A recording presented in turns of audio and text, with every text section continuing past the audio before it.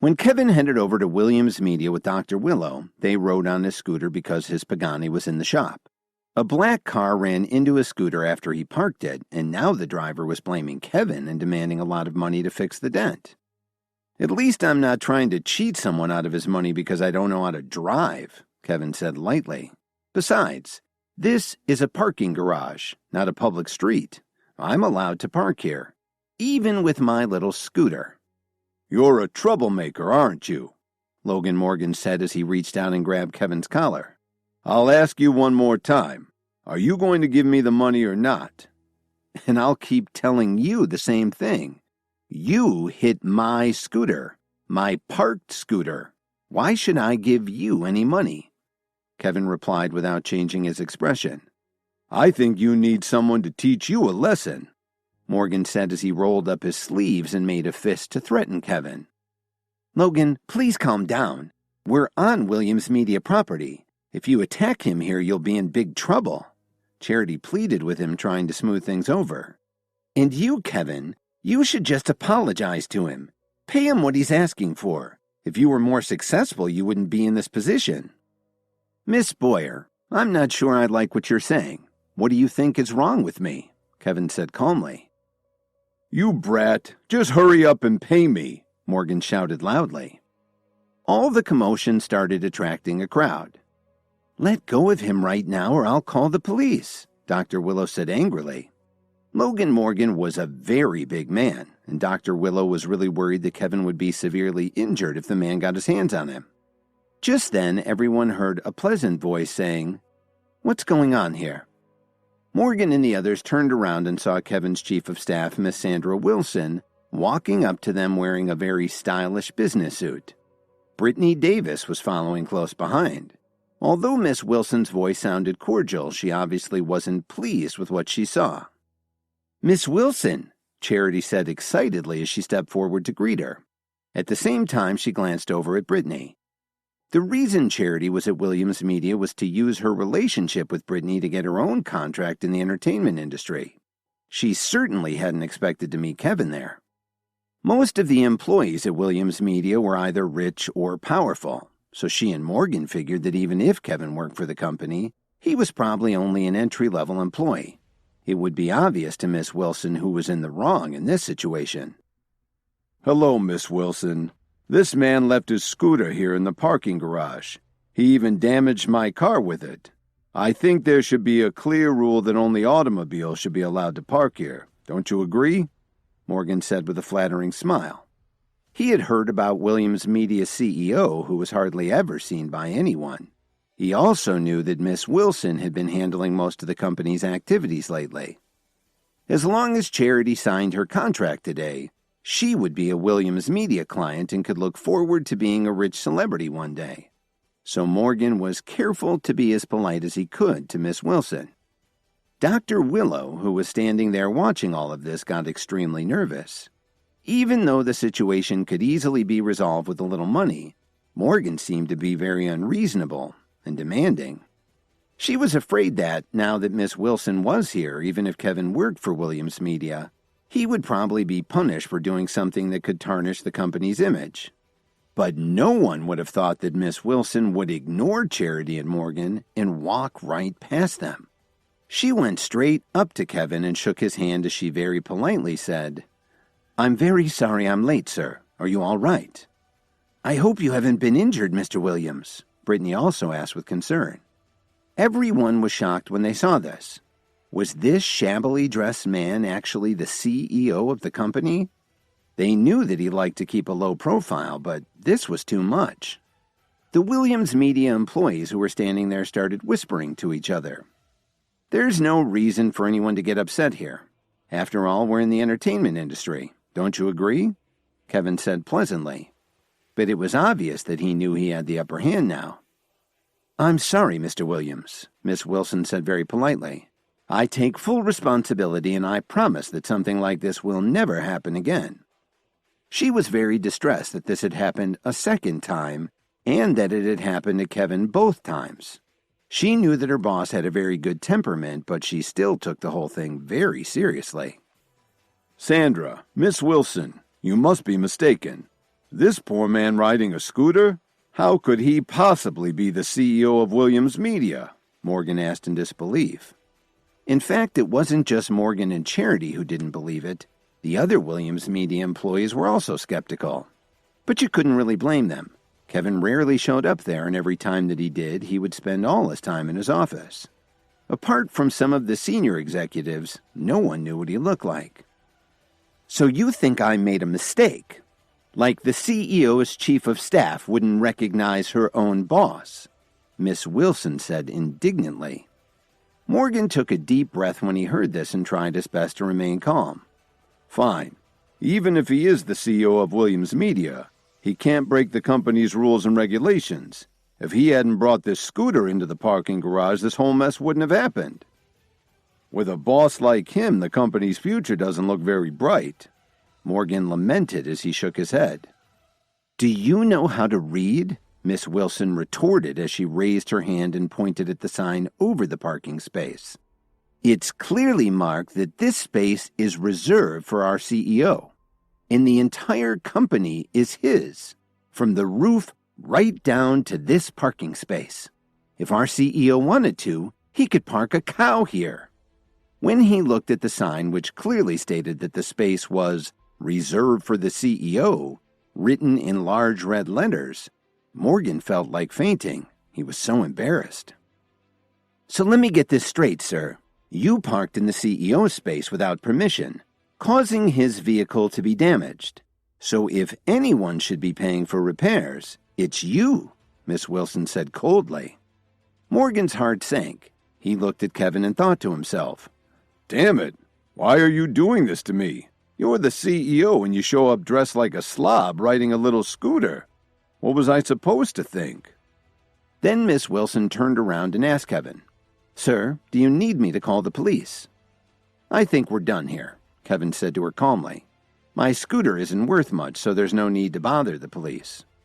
I have a solution, Miss Wilson said as she gave Logan Morgan a scornful look. Sir, you are not welcome on Williams Media property in the future. Please leave now, or I will have you removed by security. Kevin looked at the stunned man and smiled as he took Dr. Willow's hand. Let's go. I'll give you a tour of my company. If you're still interested, I can get you Brittany's autograph. Seeing that Kevin was about to leave, Charity realized that she had to do something. She had mixed feelings and regretted her behavior towards Kevin. She had been incredibly rude to him, and it turned out that he owned the company she wanted to sign with. Charity had really looked down on him. Now she just wanted to find a hole and crawl inside. But she was determined to turn this around and got up the nerve to call out to him. Kevin, please wait a moment. Professor Boyer, do you have any more lessons for me? Kevin said with a faint smile. No, I don't. This whole mess was all my fault. Please accept my apologies. But I do have one request. Charity's voice became softer and softer until you could barely hear her. Just see Miss Wilson and she'll take care of your contract, Kevin said very casually.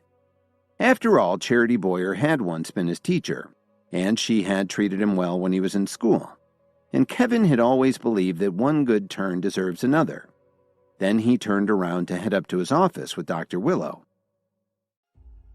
Even though Charity Boyer had just been very rude to Kevin, she had treated him fairly back when she was his advisor in college. So he decided to give her a chance and let her sign a contract with Williams Media anyway. Thank you, Charity replied gratefully. She suddenly felt incredibly relieved that Kevin hadn't held the whole parking garage incident against her, and she followed Miss Wilson into the Williams Media building. When Kevin and Dr. Willow got up to his office, he offered her a seat on the couch while he went to his desk and booted up his computer. Kevin, I really didn't expect to find out that you're the CEO of Williams Media, Dr. Willow said incredulously.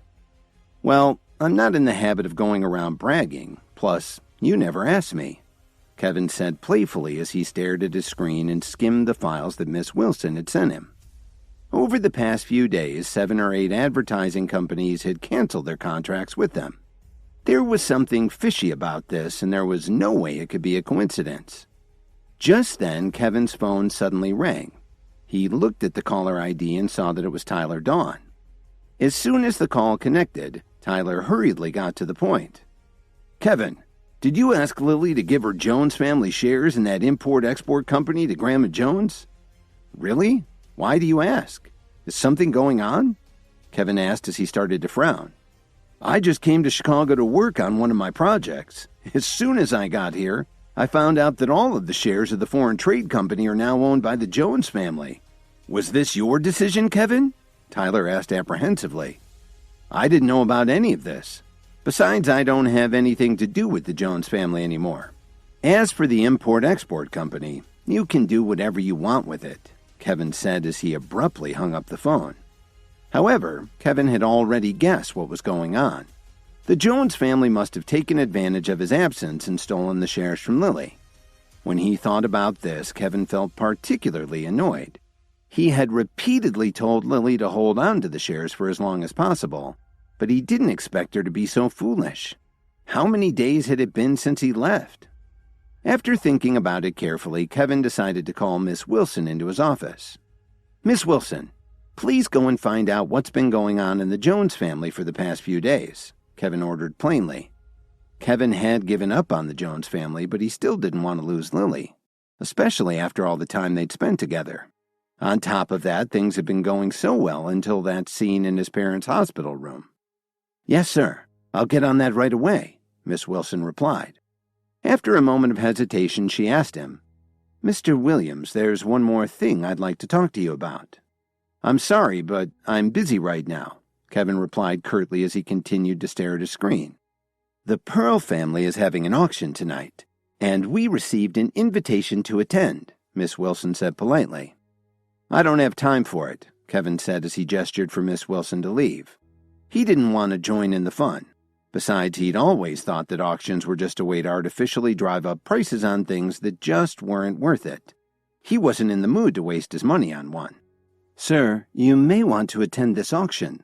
The Pearl family has several important projects with our company.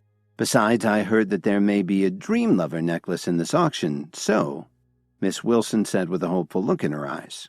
A Dream Lover necklace was something that every woman yearned to own.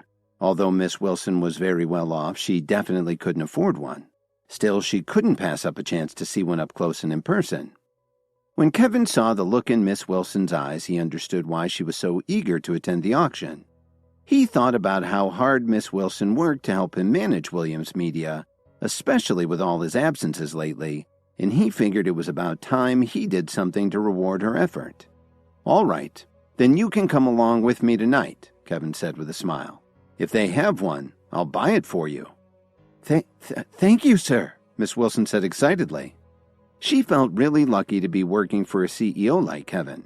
Someone like him only comes along once in a lifetime. Suddenly, Kevin turned around and looked over at Dr. Willow, who had been sitting patiently on the couch this whole time, and then he said, I'm sorry about this. I'll arrange for someone to take you to the hospital. That's okay. I can see that you're busy, Dr. Willow said understandingly, but she was still disappointed. Miss Wilson, please find 2 people to drive Dr. Willow to the hospital. Also ask my parents if there's anything else that they need, Kevin said very politely. Yes, sir. I'll take care of that, Miss Wilson answered excitedly. After Dr. Willow left, Kevin took care of some company business and then left his office with Miss Wilson at around 6 o'clock. Even though it was still early, many people had already arrived at the auction house. After entering the large hall, Kevin saw a familiar figure in the crowd. I had no idea you were interested in auctions like this, Kevin said as he patted Dalton Steele on the shoulder. At the same time, he made sure to greet his wife, Miranda. To tell you the truth, I didn't really want to come here, but Miranda was bored at home, so she decided to check it out. I figured I'd see what all the fuss was about, Dalton explained as he looked around. How come I don't see your wife here? Kevin shook his head helplessly. He turned around and said to Miss Wilson, Please feel free to take a look around. I'll call you when the auction starts. Miss Wilson nodded respectfully and turned around to head over and look at the items that would be up for auction. So, Kevin, I see you didn't bring your wife along, but I do see that you're here with a very beautiful woman. Be careful or I may tell Lily, Dalton teased with a smile. Just then, there was a commotion at the entrance to the auction hall. Kevin and Dalton looked over and saw Phoebe Anderson walking in dressed very elegantly. She was drawing a lot of attention. Not good, Kevin thought to himself.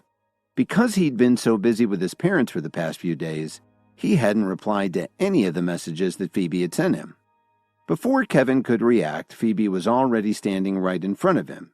She said happily, "Kevin, so you're here too. Why didn't you let me know?" "I just got here a few minutes ago. What a coincidence," Kevin said awkwardly. He could feel her father Truman's eyes burning right through him. At that very moment, Truman was standing in the doorway giving Kevin a death stare. "Dad, who is this guy? Why did Phoebe get so happy when she saw him?" a well-dressed man asked in confusion. "His name is Kevin," Truman said grumpily. Ever since Phoebe had come back from the camping trip, she'd been staying at home all day long. She was very unhappy, which made her father very concerned. When he found out that Phoebe might be worried about Kevin, who had been injured in the fight with the thieves, Truman wanted to tear him to pieces. "Dad, so that's the useless son-in-law from the Jones family that I've heard so much about?" he asked with a look of disdain in his eyes. "It's true that he's married to someone in the Jones family, but he's really not that useless." After saying this, Truman suddenly turned and looked at the man in the eyes. Then he said with a strange expression, "Isaac, it's still a little too early to call me father." "No problem. Anyway, it's going to happen sooner or later. I thought you might want to get used to it," Isaac Holden replied with a smile. "First, you need to do something about that brat Kevin Williams," Truman said as he patted Isaac on the shoulder and walked away. Isaac immediately understood what he meant. He walked over to Kevin and said snottily, "I was wondering where that smell was coming from." Then Isaac patted Phoebe's shoulder and gave Kevin a conceited look. "Isaac Holden, what are you doing?" Phoebe snapped at him as she pulled away from his hand. Then she hastily explained, "Kevin, don't get the wrong idea. I have nothing to do with him." "Phoebe, why are you explaining yourself to this parasite? Besides, your father has already given me his blessing. Are you still playing hard to get?" Isaac whined. He was definitely not pleased to hear her say this. "And who are you?" Kevin asked flippantly. "You want to know who I am? I'll tell you," Isaac said as he turned up his nose. "My name is Isaac Holden, and I'm the sole heir to the Holden family's pharmaceuticals company." "Pharmaceuticals? No wonder you're such a headache," Kevin said with a loud laugh. He didn't care at all what Isaac thought of him. When Kevin and Miss Wilson arrived at the auction, Kevin chatted with Dalton for a few minutes before Phoebe showed up. Truman Anderson was there too, and so was Isaac Holden, the man her father wanted her to marry. Isaac took an immediate dislike to Kevin and started insulting him. Of course, Kevin responded sarcastically. "Come again? Do you think you're funny or something? Why don't you go someplace else?" Isaac growled at Kevin. "Hey, what's the annoying sound?" Dalton said as he pretended to clean his ear. "Who the hell are you?" Of course, Isaac didn't know who Dalton was. That was because their families didn't travel in the same circles. "I'm your worst nightmare," Dalton said as he glared at Isaac. "If you're not careful, you may not be able to walk out of here." "Dalton, don't get angry. This guy isn't worth wasting your breath on," Kevin warned him with a smile. "Oh, so you're friends with this useless freeloader? Well, I guess you can't be very important, can you?" Isaac said arrogantly. "As they say, birds of a feather flock together, so I guess that makes you trash too." "You know, you've got a really big mouth," Dalton replied. He was getting more and more angry at Isaac. "Why don't you try and shut it for me?" Isaac sneered. "But let me warn you, if you touch me, you'll be eating prison food for the rest of your life." Just as Isaac finished his threat, Dalton pushed him in the chest, knocking him to the ground. Everyone around them gasped when they saw this. Isaac sat on the floor struggling to catch his breath. "What the hell? What do you think you're doing?" Isaac whined as he tried to get up off the floor. Then he pointed at Dalton and shouted, "You'll pay for this." "Keep pointing that finger at me and I'll break it off," Dalton snarled as he stepped forward. "Please calm down, dear," Miranda said as she quickly pulled her husband back. "Kevin's right. This piece of trash isn't worth your time." She knew her husband's temper very well. He didn't waste time talking crap or posturing. If you started a fight with him, you'd better be ready to defend yourself because you're going to get hurt. When he saw the murderous look in Dalton's eyes, Isaac immediately pulled back his hand. He was so scared that he lost all his confidence. Fortunately, the fight was interrupted by the start of the auction. "Kevin, let's go in," Phoebe said excitedly. She didn't want to talk to Isaac anymore. "Okay." Kevin agreed as he sent a text to Miss Wilson. Then he put his arm on Dalton's shoulder and guided him into the main room of the auction house. You had to admit that the Pearl family had a lot of influence in Chicago. Their auction house was as big as a football stadium in a part of the city where every inch of land was worth a fortune. Kevin and Dalton decided not to sit in the seats up front that were reserved for Williams Media. They casually found seats in a different part of the hall and sat down. "Kevin, have you seen the list of everything they have up for bids?" Dalton asked as he confidently crossed his legs and looked around the room. "No. Why are you asking?" Kevin asked curiously. "I heard that there will be an auction for a batch of some newly developed herbal medicine, but no one knows its specific effects," Dalton said excitedly. When he heard this, Kevin's interest was immediately piqued. "Are you interested in bidding on it?" Just then, Phoebe walked over to Kevin. Pointing at the empty seat next to him, she asked, "Is anyone sitting here?" "Nope. Make yourself at home," Kevin said with a smile. Phoebe sat down, looked Kevin in the eyes, and said, "You could probably have anything you wanted at this auction, couldn't you?" Miranda smiled and spoke before Kevin could answer. "Miss Anderson, if I'm not mistaken, shouldn't your family have reserved seats in the front row?" When he heard this, a very enigmatic smile emerged on Dalton's face as his eyes swept back and forth between Kevin and Phoebe. "The first row is too boring," Phoebe said as she started to blush a little. "Yeah, the back row isn't stuffy at all," Dalton said teasingly. This made Phoebe blush even more. She really just wanted to sit with Kevin. How many days had it been since they came back from the camping trip? Phoebe had been worried about Kevin's injuries. How many messages had she sent him? But this damn man was so reserved that he didn't reply to any of them. When she thought about this, Phoebe started to feel a little resentful, and it showed on her face. "Why are you looking at me like that? I didn't say anything," Kevin said with a bewildered look. When they heard this, Dalton and his wife almost laughed out loud. Just then, Isaac found Phoebe in the crowd and walked up to her. "Phoebe, why are you sitting way back here? The lighting is so much better up front," Isaac said as he gave Kevin a snooty look. "Why the heck should you care about where I sit?" Phoebe said impatiently. Isaac knew he had said the wrong thing, so he shut his mouth and sat down next to her. The auction soon started. Obviously, the Pearl family didn't want to keep everyone in suspense, so they rolled out the 4 Dream Lover necklaces to start the auction. The audience let out a collective gasp at the sight of the necklaces. Phoebe sat up in her seat almost immediately. She had wanted a Dream Lover for a long time.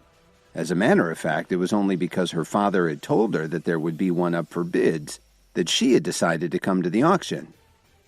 "A lot consisting of 4 Dream Lover necklaces, starting bid $11 million, the auctioneer said loudly into the microphone. This immediately made most of the bidders very disappointed. Even though many of them were interested, the starting bid was already out of their range.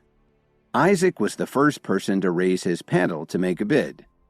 $12 million. He turned to Phoebe and said, "Don't worry, Phoebe. I'm definitely going to buy this for you." But before Phoebe could reply to him, the other bidders jumped in and started a bidding war. In less than a minute, they had raised the price to $25 million. Isaac looked at the people in the front row in shock and thought to himself, "These people must be nuts. Buying 4 used necklaces for $25 million? Suddenly, a woman held up her paddle and shouted, $35 million. This brought a disappointed sigh from the crowd. This bid was $10 million more than the previous one. Isaac was really crestfallen. His family was rich, but this was ridiculous. Plus, he thought that these necklaces would be a waste of money. However, he had just boasted about buying it. If he stopped now, he'd look like a fool. Just as Isaac was about to bite the bullet and raise his paddle again, Phoebe spoke up. "Forget it. I really don't want one that much. It's not worth spending so much money." But did Phoebe really mean it? Of course not. However, she didn't want Isaac to buy anything for her. But if Kevin gave her something, even if it was a cheap trinket from a kiosk at the mall, Phoebe would still treat it like a rare treasure. "All right, since you said it isn't worth it, then I won't buy it," Isaac said as he secretly breathed a sigh of relief. Kevin instantly laughed when he heard this. At first, he was very impressed with Isaac's bid, but in the end, the guy had just turned out to be a show-off. "What are you laughing at, you piece of trash? Why don't you bid $40 million so you can give these necklaces to Phoebe?" Isaac scoffed. However, out of fear of being beaten up by Dalton, Isaac didn't say anything else. This really disappointed Phoebe. At first, she was excited that Isaac had made a bid for her, but now that he had gone back to insulting Kevin, she was no longer impressed with him. It was true that Kevin was just a lowly member of the Jones family, but he was a real man who dared to stand up in the face of danger. "Isaac, if you don't have anything better to do, just sit there and don't bother anyone. And if you don't want to stay here, you're free to leave," Phoebe said rudely. Then she added, "You really ought to learn when to keep your yap shut." When Phoebe talked to him like that, Isaac stopped acting so arrogant. "Phoebe, please don't be angry with me. I won't say anything else, okay?" By now, the bidding on the set of Dreamlover necklaces had already climbed to $51 million. That's when Kevin sent a text to Miss Wilson, who was sitting up front in the area reserved for Williams Media. The bidding on the set of 4 Dreamlover necklaces had gotten as high as $51 million. Isaac was relieved when Phoebe said that was too much money, but Kevin was willing to keep bidding, so he sent a text to Miss Wilson. Just as the auctioneer was about to let the necklaces go for $51 million, Miss Wilson suddenly held up her paddle and very calmly said, $58 million. There was a huge gasp in the room when she said this. "What the heck? Spending $58 million just to buy 4 necklaces? Williams Media sure knows how to waste money," Isaac Holden murmured to himself in amazement. Actually, $58 million wasn't a huge amount of money for the company. However, everyone knew that Miss Wilson was backed by Williams Media, and their CEO had a close relationship with Mitchell Cook, Adriana Wright, and several other powerful Chicagoans, so he didn't really care. The auctioneer smacked the gavel and shouted excitedly, "Congratulations, Miss Wilson, for successfully bidding on the Dreamlover lot at $58 million. Listening to the thunderous applause of the audience, Phoebe's heart sank. She felt that she might never have another chance to bid on a Dreamlover necklace for the rest of her life. After all, there were a limited number of them in the world. While she was still thinking about the necklace, a few staff members placed a large box on the auction table. "May I have your attention, please? We have a special item this evening," the auctioneer said enthusiastically. "I believe that everyone here is interested in the benefits of herbal medication. Some of you have already made great strides in having a healthy mind and a healthy body." Everyone got excited to hear this. Even the usually calm Dalton Steele seemed especially excited to hear about this. He had been exercising, practicing martial arts, and watching his diet for the past few years. It had all helped his focus and stamina so he could succeed in business. But he still couldn't get to the next level. Bidding on herbal medication? Kevin looked doubtingly at the box on the table next to the auctioneer. Are there still people working on developing new medications? Kevin thought to himself. "Everyone, please calm down and listen to me. The formula for the pills in this box was developed 80 years ago. It was found in an airtight vault at a research lab in... Unfortunately, I'm not allowed to disclose the location, and it has been examined by a team of specialists. Who would like to be the first to experience this unique herbal medication? The bidding starts at $5 million. The auctioneer roared, instantly grabbing everyone's attention. $10 million, a man said as he stood up and raised his paddle high in the air. But as soon as he finished speaking, A woman on the other side of the room didn't want to be outdone and held up her own paddle to bid. 15 million! Suddenly, everyone was bidding for a lot of herbal medication. In just a couple of minutes, the bidding had already reached 20 million, and it didn't show any signs of slowing down. So, you can actually sell herbal medication like this. Kevin was speechless. He had already sold his homemade pills to Archer and Quinn for $500,000 each, but this was ridiculous. Kevin had always thought that he'd made a fortune in business, but this was where the real money was. Dalton was about to stand up and raise his paddle to bid when Kevin pulled him back down to his chair. "Kevin, why did you stop me?" Dalton asked excitedly. He really wanted to try this herbal medication to see if he could finally make some more progress. "Dalton, this isn't a good idea," Kevin said seriously. "What are you talking about? I really want to try it," Dalton said impatiently. "Listen to me. This herbal med is probably the real thing, but even though it was kept in a hermetically sealed vault, it no longer has any medicinal value.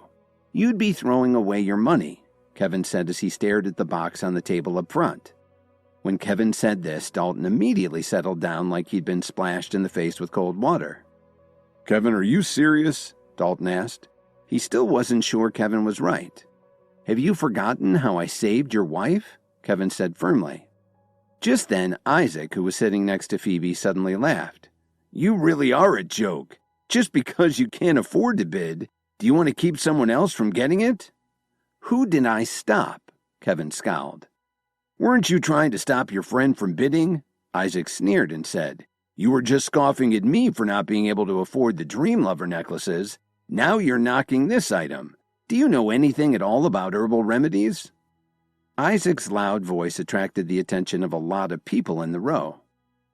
"Whether you know if it would work or not doesn't matter. You couldn't afford it anyway," Kevin retorted. This upset Isaac, but he continued to attack Kevin.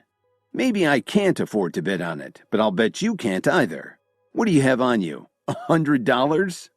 The people around them burst into laughter when they heard this.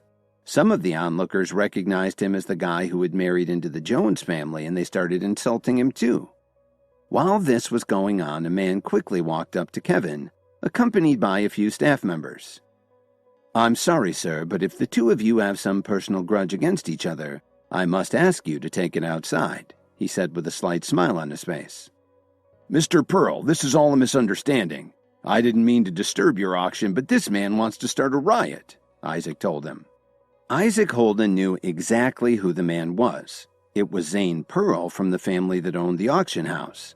He wasn't as tough as Dalton Steele, but he still had a nasty reputation in Chicago.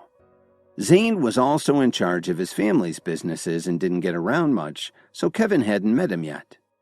Suddenly Isaac pointed at Kevin and shouted, "Mr. Pearl, this piece of trash wants to start a riot and turn this place upside down. He just said that the herbal medication that's up for bids won't have any effect. He even told the people sitting near him not to bid." Phoebe immediately stood up from her seat and said, "I'm sorry, Mr. Pearl. Please don't take him seriously. Kevin was just joking with us. How could there be a problem with something that the Pearl family has put up for auction?" "Phoebe, how can you defend this trash?" Isaac said as he turned around and looked at Kevin. Then he said to Kevin, "Why don't you man up and admit what you just said?" "Isaac, you've gone too far this time. Kevin was just joking with us," Phoebe pleaded. Zane wasn't happy with this scene. This was a very important auction, and his family had even asked him to be in charge of security. Although he had never seen Kevin before, he knew Phoebe and her family, so he had to be polite to her. "Well, since this gentleman was just joking, I'll just ask Miss Anderson to keep the discussion civil so that we don't disturb the bidders. We don't want to influence the auction," Zane said quietly. "I'm really sorry, Mr. Pearl. Sorry about the disturbance," Phoebe replied quickly. Just as Zane was about to walk away with his people, Kevin suddenly stood up and said, "I wasn't joking with Dalton. This lot of herbal medicine is too old. Even though it was sealed for the past 80 years, it could be poisonous if someone took it." That really got everyone's attention. Isaac smiled cruelly and said, Mr. Pearl, did you hear what he just said? Kevin, what are you talking about? Phoebe said anxiously as she put her hand on his shoulder. Zane brought his guards over to Kevin and asked him, Did you really come here to cause a riot? I'm telling the truth. The herbal medication in that box is useless, Kevin replied calmly. All right, I'm going to have to ask you to leave, Zane said with a sneer. Zane Pearl, you really are amazing, Dalton said as he stood up from his chair. Let me tell you something. Kevin is my friend. If you want him to leave, you'll have to ask me too. Do you really want to do that? Dalton Steele, Zane said as a look of recognition flashed in his eyes. He really couldn't afford to say the wrong thing to someone from the Steele family. I'm sorry, this is all a misunderstanding, Zane said as he smiled and tried to calm Dalton down. I didn't know he was your friend. If you'll excuse me, I have to make a phone call. Then he rushed off, leaving everyone to turn their attention back to the auction. After Kevin warned Dalton that he shouldn't bid on the herbal medication that was up for bids because it was too old to be effective, Isaac started arguing with him. They drew a lot of attention, and Zane Pearl walked over with his guards to warn them that they would be thrown out if they started any trouble. When Zane realized that Kevin and Dalton were friends, he backed down and walked away. After they all sat down again, Isaac whispered to Phoebe, Why did you help this piece of trash just now? He needs to be taught a lesson. Did you forget what I said to you earlier? Phoebe said as she glared at Isaac. Then she turned around and gave Kevin a strange look. Phoebe liked Kevin a lot, but she still had to say something to him about this. Kevin, can you stop saying foolish things like that? The Pearl family is famous all over Chicago. They would never put anything up for auction that wasn't the very best you could find, Phoebe said very nervously. If Isaac got you kicked out, who would help me appraise my antiques? Of course, Phoebe didn't really care about that. She was more worried that if Kevin was chased out, it would be very difficult for them to ever see each other again. Kevin didn't answer Phoebe's question. He only nodded his head a few times. Meanwhile, the bidding had reached its peak. The bids were up to $45 million, and there weren't many people left who still had enough money to join in. Suddenly, an older man raised his paddle and said, $60 million. The room fell silent. They all looked over at the man who was dressed in a slightly old-fashioned pinstripe suit. I can't believe all these people think this is so valuable, Kevin said to himself. 60 million going once, 60 million going twice, sold for $60 million, the auctioneer said as she banged the gavel on the table. Congratulations to the gentleman in the pinstripe suit for this unique purchase. Suddenly, the entire room burst into a boisterous round of applause. But a lot of people were uneasy about it. This older gentleman looked unfamiliar to them. As far as they could tell, he was virtually unknown in the Chicago business world. But they did agree that he couldn't be an ordinary person if he could afford to pay this much. The auction house staff carried the box over to him and opened it. The man took one of the herbal pills in his trembling hand and sighed.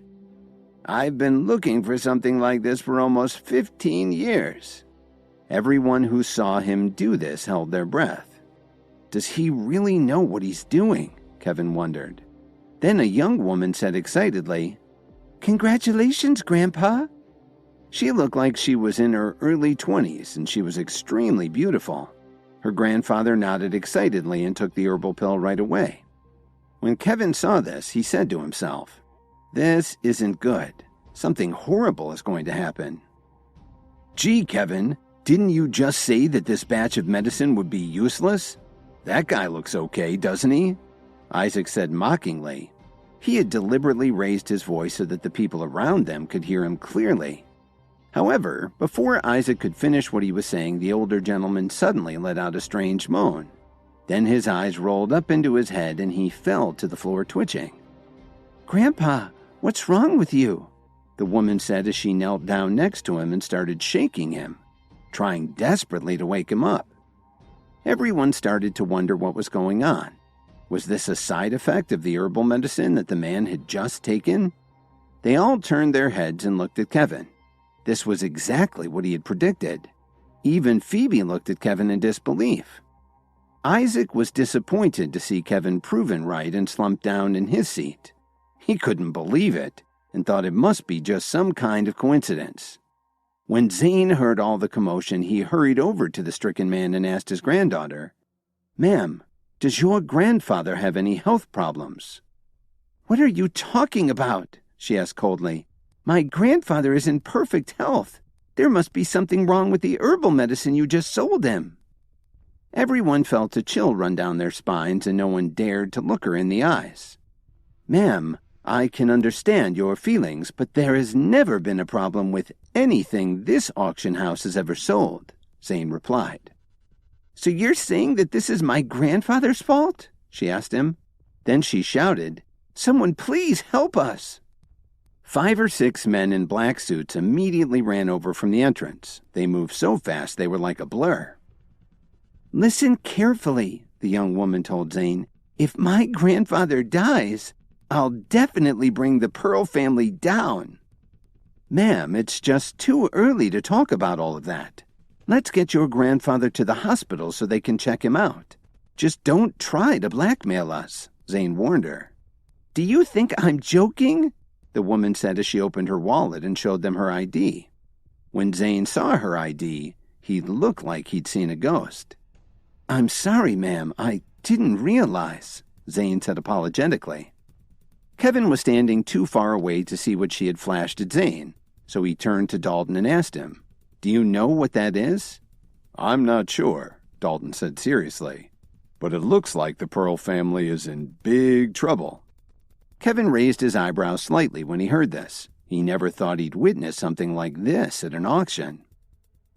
"I'd advise you to move quickly," she told him. "Yes, ma'am," Zane said as he quickly turned around and barked orders into staff. "Quick, call an ambulance."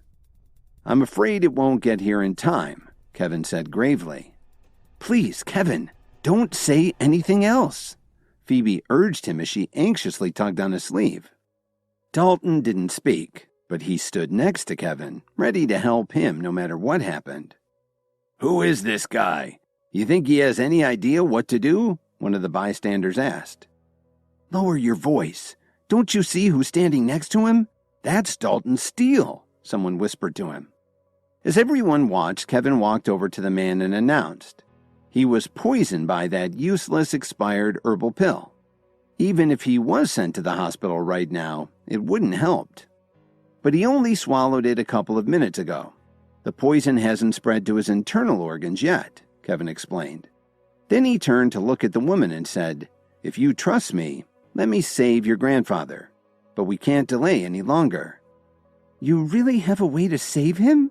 she asked incredulously. "Don't trust him, he's just a good-for-nothing," Isaac suddenly blurted out. Then he added, "Kevin, stop pretending you know what you're doing." When the onlookers realized who Kevin was, they remembered all of the awful rumors that Jason had been spreading about him and began to have their doubts. They started whispering all sorts of insulting things. This gave the young woman some misgivings, but when she saw the confident smile on Kevin's face, she decided to trust him.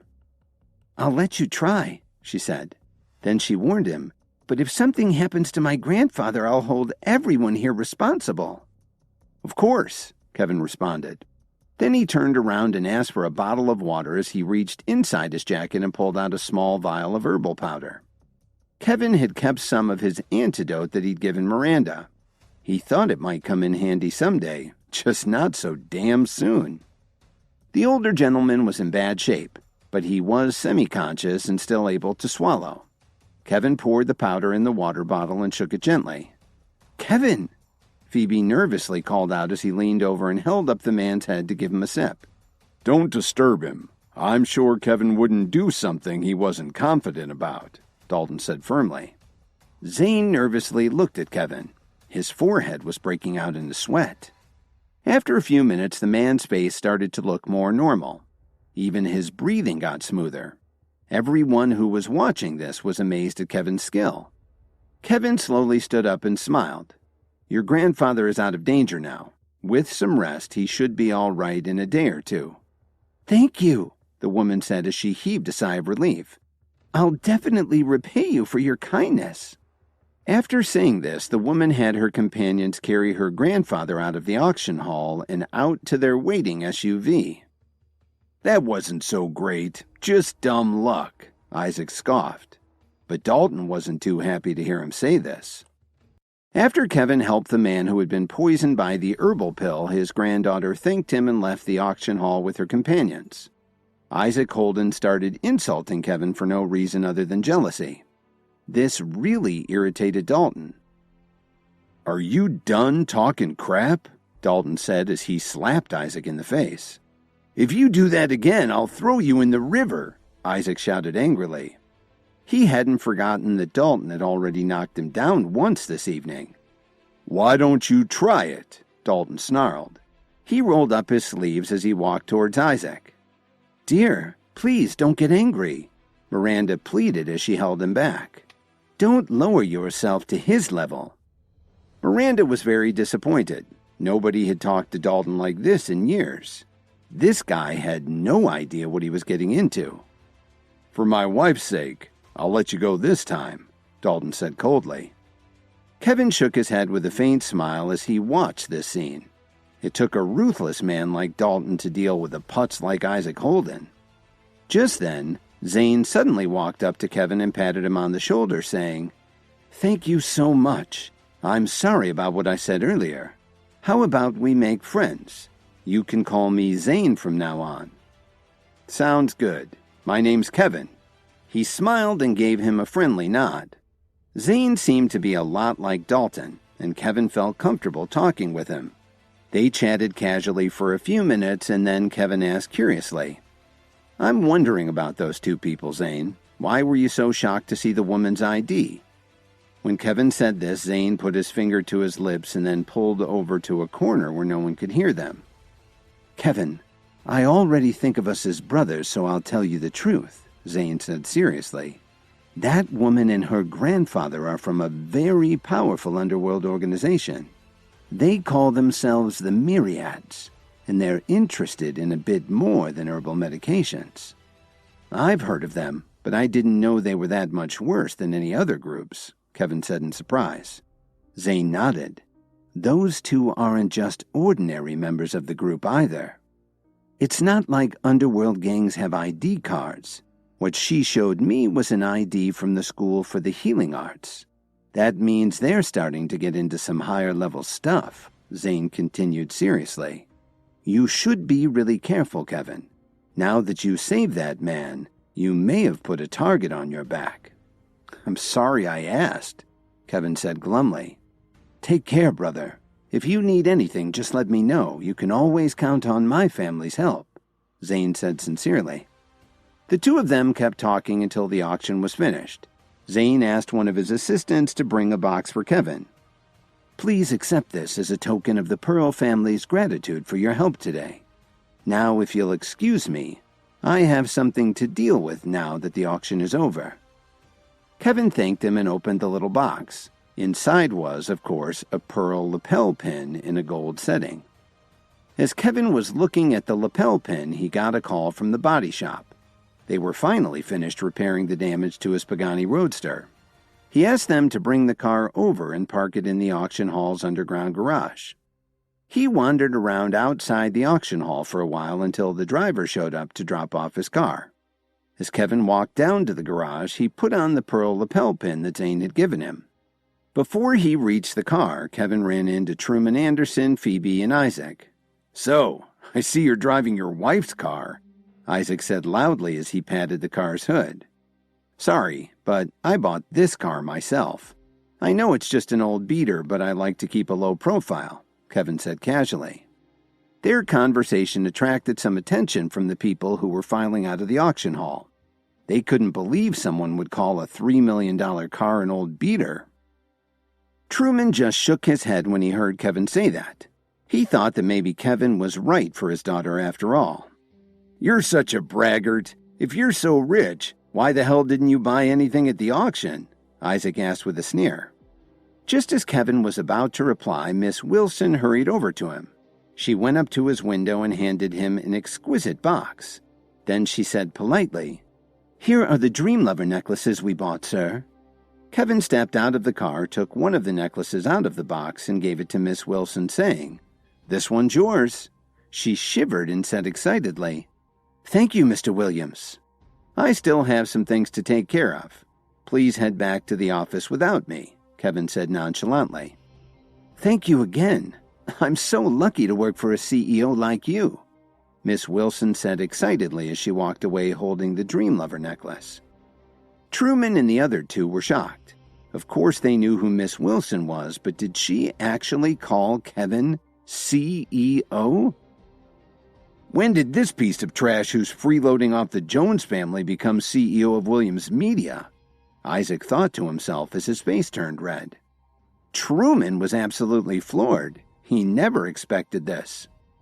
Kevin took out another necklace from the box and walked over to Phoebe. With a big smile, he said, "This one's for you." Phoebe didn't reach out right away. Instead, she stared at Kevin for a moment and then asked, "You're the CEO of Williams Media?" "Who would have guessed?" Kevin said with a laugh. Then he held out the necklace and said, "Go ahead and take it. Isn't it beautiful?" Truman gasped.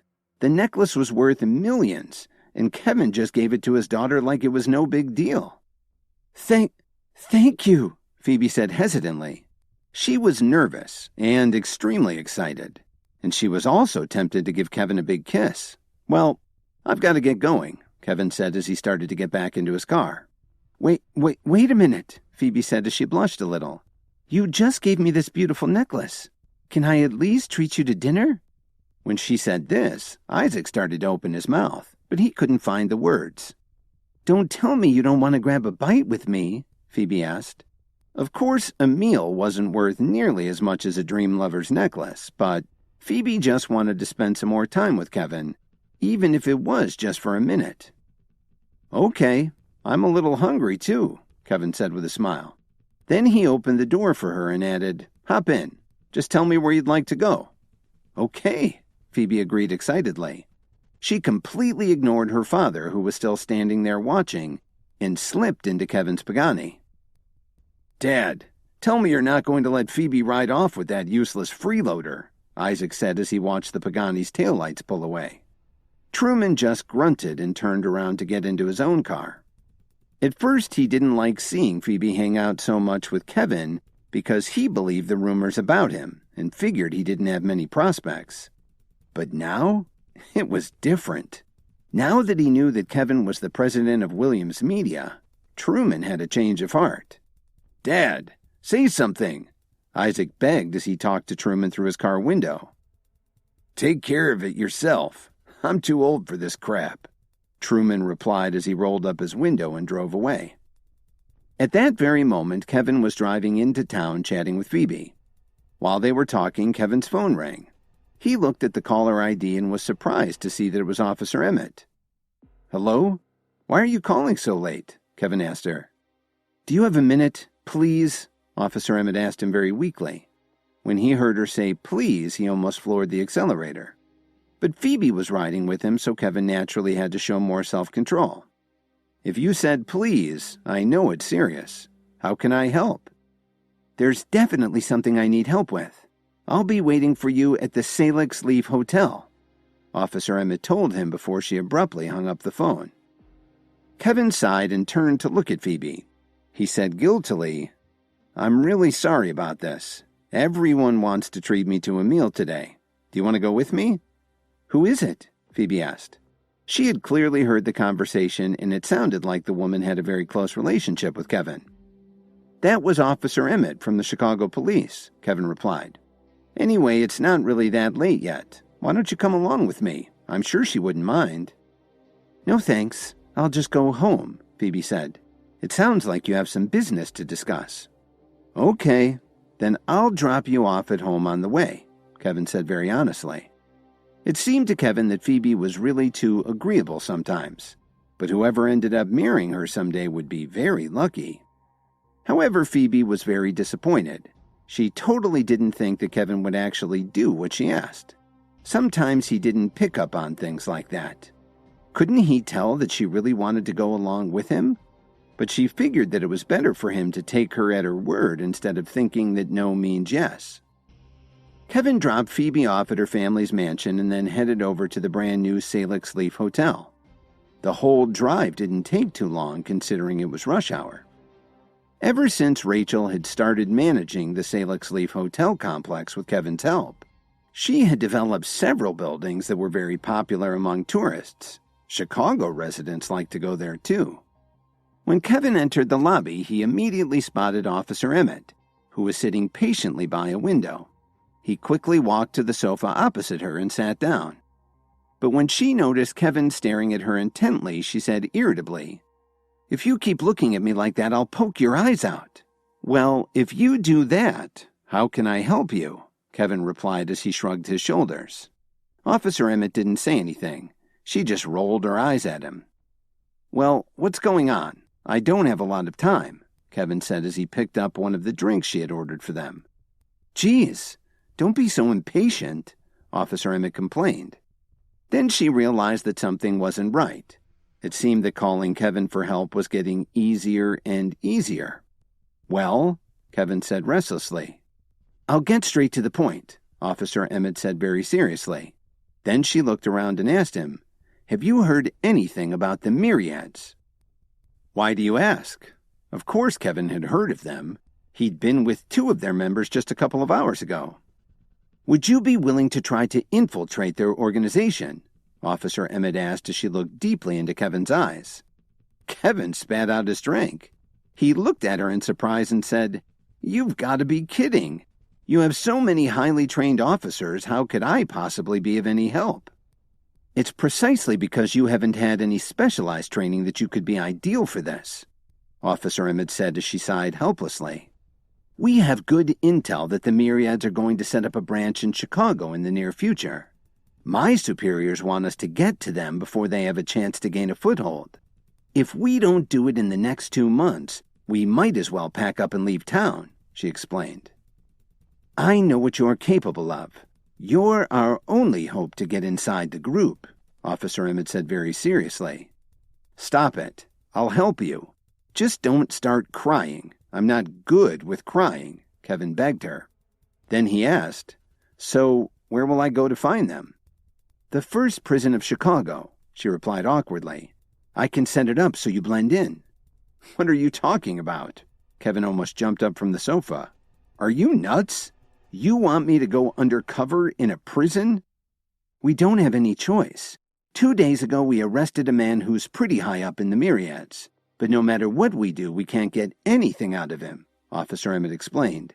"And we don't have enough evidence to hold him for very long. You'd only have about 10 days. "But I haven't said yes yet," Kevin said as he took a deep breath. Officer Emmett had really surprised him with this. "I don't know who else to turn to. If you don't help me, I could lose my job," Officer Emmett said quietly. "Let me think about it," Kevin told her. "Anyway, shouldn't Sherwin Blair be able to take care of you if you lost your job?" But Officer Emmett didn't care about that right now. She just wanted Kevin to promise he would help. After he left the auction, Kevin was heading out to dinner with Phoebe, who wanted to thank him for giving her a Dream Lover necklace. But Kevin got a call from Officer Emmett, who wanted to talk to him about something important. So he dropped Phoebe off at her parents' home and headed to the Salix Leaf Hotel, where Officer Emmett told him that she wanted him to infiltrate the Myriads. She got up and walked over to Kevin. Then she grabbed him by his shoulders with all her strength and said, "Please promise me you'll help." How could Kevin say no to her? Okay, I promise. But stop shaking me. You'll break my arm," Kevin joked. "Really?" Officer Emmett asked in surprise. "Just tell me what your plan is." Kevin was starting to get a headache from this. Officer Emmett sat back in her seat and said seriously to Kevin, "Other than us and my plainclothes officers over there, only the chief knows about this undercover mission." "So what are the details of this plan?" he asked her anxiously. "It's very simple. In a little while, you're going to take a bottle of wine and walk over to the 3rd man sitting on the sofa to my left. Follow him and then hit him with the bottle," Officer Emmett explained. Then she paused for a moment while she was deep in thought and said very earnestly, Remember, you have to be convincing. After that, our plainclothes officer will arrest you and take care of the rest." "So it's that simple, huh?" Kevin asked in surprise. "We just need a reasonable excuse to send you to prison. But remember, I will make a lot of people have their doubts about you," Officer Emmett said calmly. "But you can be rest assured that the surveillance cameras over this couch have been cut off, so no one will know that you were talking to me." "Well, let's do it," Kevin said seriously as he picked up the bottle of wine from the table. Officer Emmett didn't answer him, but instead she quietly took out her phone. Kevin walked expressionally towards the man that she'd pointed at and said, "Sorry about this, dude." As soon as he finished speaking, he knocked the man out cold. Blood was flowing down the man's scalp. A few minutes later, several police officers rushed in and arrested Kevin, who was still swinging at the poor guy. Officer Emmett was frightened by what she saw. Kevin was too immersed in the role, and she was afraid that he would really beat the guy to death. By the time Officer Emmett walked out of the hotel lobby, Kevin was already on his way downtown for booking.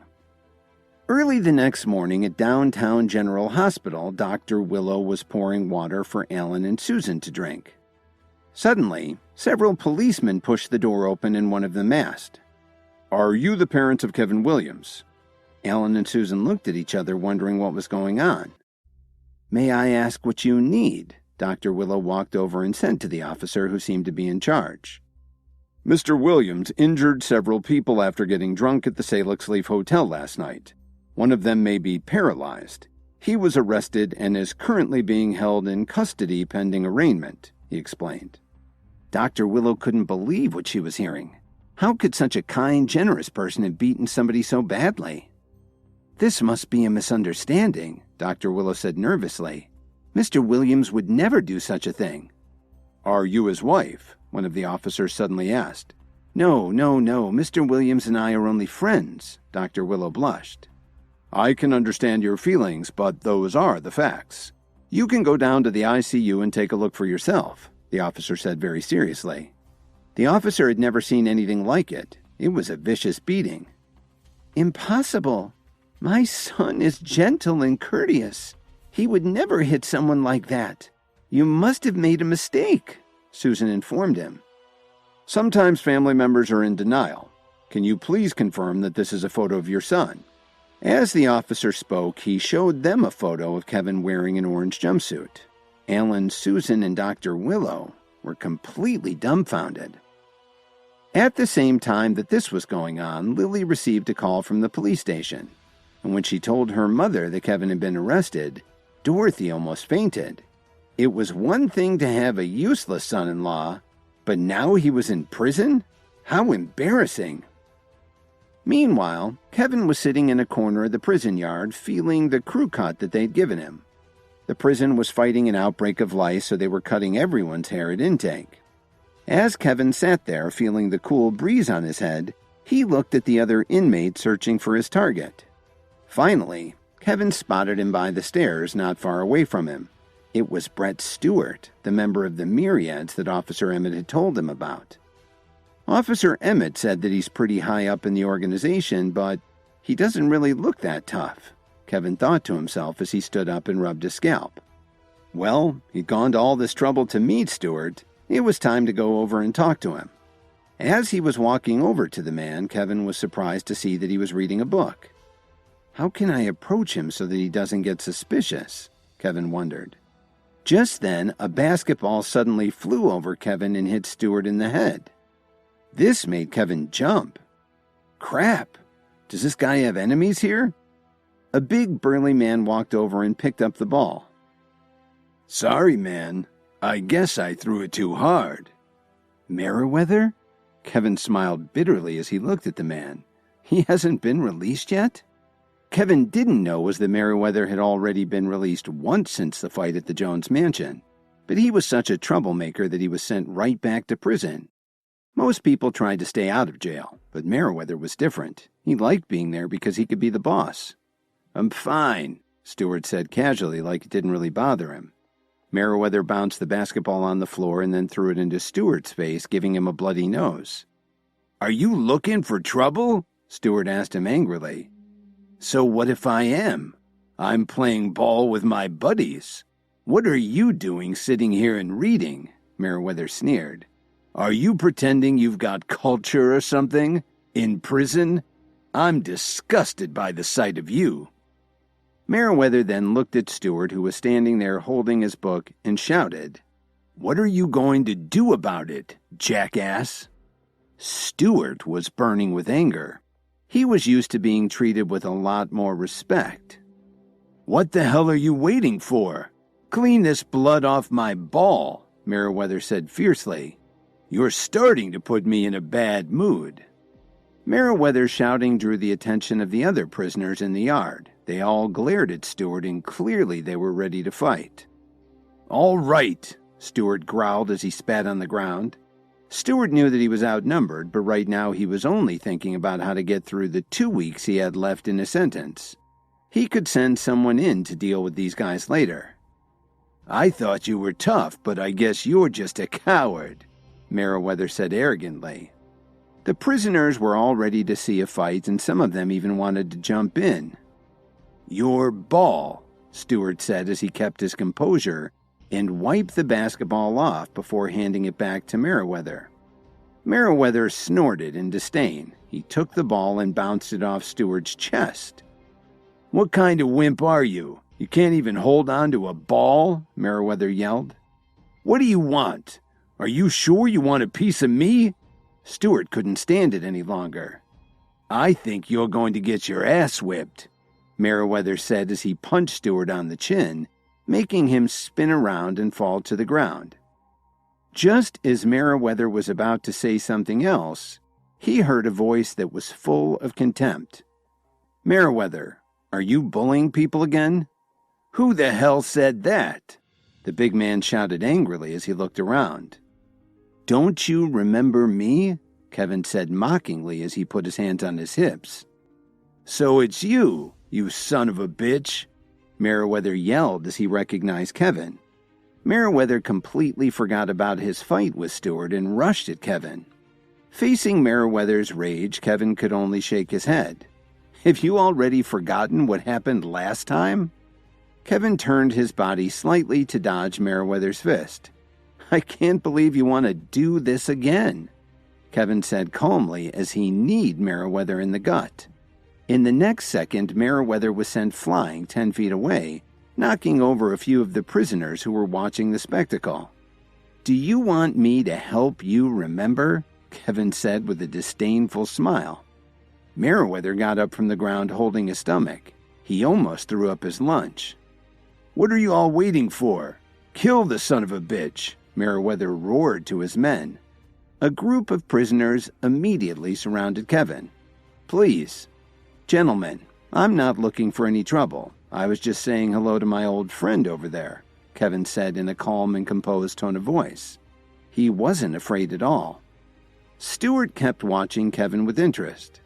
Just as the group was about to attack, a prison guard walked over to them waving his baton. Is there some trouble here? I'd hate to see any of you get more time added to your sentences.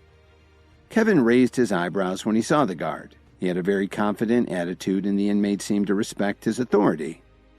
Meriwether's expression suddenly changed, and he got very polite. There's no problem here, officer. We're just joking around. Don't think that you can bully the new guys just because you've been here so long. No one causes trouble on my watch. I don't care who it is, the guard said very seriously. I understand. Don't worry, officer. We're all getting along just fine, Meriwether said as he smiled and walked the guard back to the door.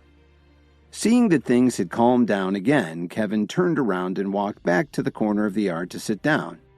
When Stewart picked up his book again, he gave Kevin a long look, trying to figure him out. That night, Kevin was lying in bed trying to get some sleep after a very long day when he suddenly opened his eyes. He sat up and saw Meriwether walking towards Stewart with a few of his men. He was holding a pillow in his hand. Not good, Kevin said to himself. Of course he knew what Meriwether wanted to do, so he carefully got out of bed. There were no surveillance cameras in the prison dormitory, so there wouldn't be any evidence. Kevin couldn't believe that Meriwether actually wanted to kill Stewart over a little argument. "This will teach you to talk back to me," Meriwether growled as he covered Stewart's face with the pillow. While he did this, his men held Stewart's hands and feet so that he couldn't fight back. He didn't have a chance. Kevin watched this but didn't intervene right away. He waited for about half a minute before he yawned loudly. "What are you guys doing in the middle of the night?" "Could you be quiet so I could get some sleep?" Kevin knew that most of the inmates in the dorm were awake, but they were keeping silent because they were afraid of what Meriwether might do to them. "This is none of your business. If you know what's good for you, you'll make believe you didn't see anything. Just go back to sleep," Meriwether roared. "Hey, are you okay? It was just a little argument. Do you really need to kill him?" Kevin chided him. Then he made his move. He walked up to Meriwether and the others and punched one of them right on the temple, knocking him out on the spot. "Let's kill this piece of shit right now," Meriwether yelled as he rushed towards Kevin. Kevin calmly kicked Meriwether in the chest. At the same time, he ducked every blow thrown by all the other attackers, moving through them like lightning. In less than a minute, Meriwether and his men were lying on the floor writhing in pain. When he saw Stewart curled up in the corner gasping for air, Kevin secretly heaved a sigh of relief. "It's a good thing the guy didn't kill you. Otherwise, I'd have come here for nothing." "How did you get so much stronger since the last time?" Meriwether asked in disbelief as he lay on the floor clutching his chest. Before Kevin could reply, a few prison guards who had heard all the noise rushed into the large room. When he saw Meriwether on the floor, the head guard was stunned. He knew that the man was a martial arts champion and that many of the prisoners were afraid of him. But the guard had never expected him to be beaten up like this by a new prisoner. "You caused all this trouble," Kevin said as he kicked Meriwether a couple more times. "That's enough. Behave yourselves. If I have to come back in here tonight, you'll regret it," the guard said as he gave Kevin a strange look. Then he left with the other guards. Kevin wasn't worried about Meriwether anymore. He was more concerned with Brett Stewart and how he could get him to talk. Kevin agreed to be sent to prison to help Officer Emmett get information from Brett Stewart about the Myriad's activities in Chicago. He saved Stewart from getting killed by Meriwether while he slept. Now Kevin just wanted to get the intel and leave. Kevin slowly walked up to Stewart and knelt down next to him. He gently patted his back a few times and asked him, "Are you okay, man?" "Thank you for saving my life. I owe you one," Stewart said gratefully, and he meant it. "No problem. I'm just a light sleeper. You should get some rest," Kevin said. He saw that Stewart was okay now, so he went back to bed. Kevin knew that if he acted too eager, Stewart would be suspicious of him. He had to take it slow so Stewart wouldn't think he was being set up. Seeing Kevin take the whole thing in stride like this made Stewart even more interested in him. He walked over to his bed and sat down. "Where are you from, bro? You're not like the other guys. How'd you end up here?" "I got drunk and hit someone," Kevin replied coolly. "I'm Brett Stewart. What's your name? As long as we're stuck in this place, we might as well be friends," he said candidly. After hearing this, Kevin immediately sat up in his bunk. He controlled his excitement and started chatting with Stewart casually. When he found out that Kevin was the bad apple in the Jones family, Stewart took to him right away and told him, "Don't let all this get you down. With your skills, you could really go places." 3 days later, Kevin's grandfather, Randall Williams, was sitting in an armchair at the family's mansion in New York. Sitting on a chair next to him was a middle-aged man in a business suit. He had put his pharmaceutical sample case on the coffee table in front of them. But there was something about him that was a little too menacing for him to be a simple pharmaceutical rep. "May I ask why you called me to New York on such short notice?" the man asked in a deep voice. "Please, this is a serious matter, Mr. Roundtree. One of my grandchildren has disappointed us greatly. He went so far as to bring outsiders into our home to fight with us. I need to do something to protect my family, and I know that you have the resources to help," Randall said sorrowfully. "Our products aren't for everyone. It takes a lot of preparation and training, too. Roundtree replied as he shook his head. That's why I brought you here, Randall said. Then he hesitated for a moment before he continued. I've heard that Light Street Labs has an herbal pill just for this purpose. That's right, Mr. Williams. The effect of our new blend is quite unique. It can quickly give a jump start to someone who wants to develop their energy and focus, especially when they're in a situation like the one you're facing. However, you can only take one dose. To take more would be very dangerous, Roundtree explained. Do you happen to have any with you today? Randall asked. Then he added, My family is willing to pay any price. Dalton Steele bringing his men to the Williams mansion had infuriated Randall Williams.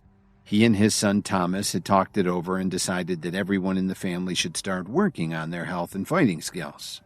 This was part of an overall plan to dominate the families that were in charge of the business world, and not just in New York. He didn't want them to be afraid of the Steele family anymore. Roundtree gave Randall a funny look and said, Mr. Williams, you're taking this too seriously. It's just one little herbal pill. If you bring your family into the Myriads, you'll have all the herbal medicine and resources you need. What? Randall said as his expression changed. What are you talking about? The Myriads have a very dangerous reputation in the New Age underground. I've known you for years and would rather work with you and Light Street Labs directly. How could you ask us to join the Myriads?